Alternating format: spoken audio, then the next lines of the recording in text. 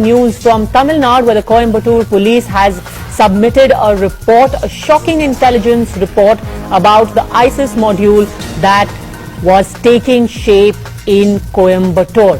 Shabbir is joining us live on this story, as is my colleague Vivek Narayanan, and the details that are emerging, Shabbir, about the indoctrination and also their targets. Worrying.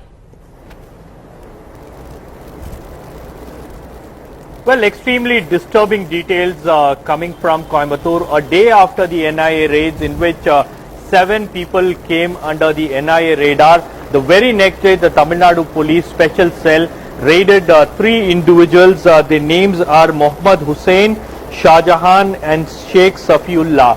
And Times Now has accessed the first information report that was filed on 12/6/2019 under Unlawful Activities Prevention Act against 3 people: Mohammad Hussain, son of Ayub Khan; Shah Jahan, son of Abdul Jafar; and Sheikh Safiullah, son of Yaqub, all 3 from Ukkadam area in Coimbatore.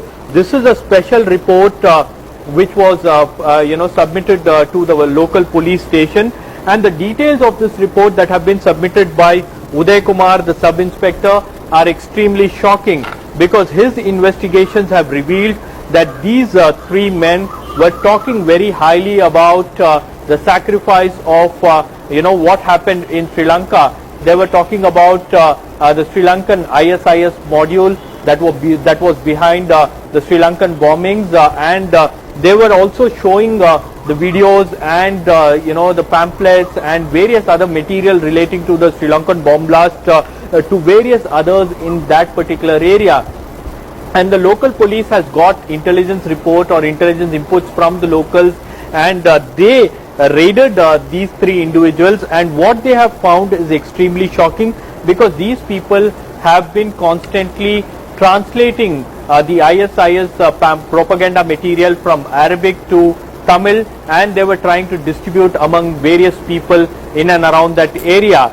And the FIR contents of this report goes on to show that how they wanted to create a module in Tamil Nadu, and how they wanted to carry out bomb blasts in places which are densely populated. Particularly their targets were churches and temples, and how to assassinate people.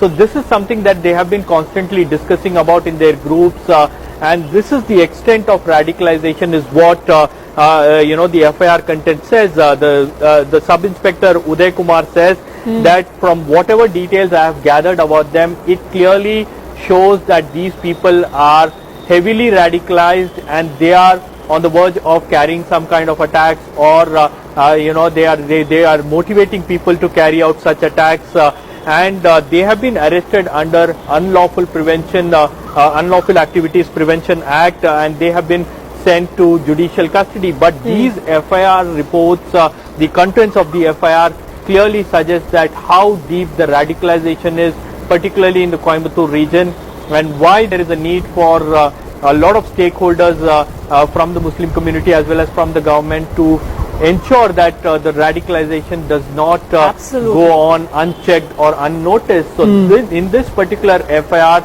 it clearly reveals that the people who have come under the scanner of both the NIA as well as the Tamil Nadu police have been heavily radicalized.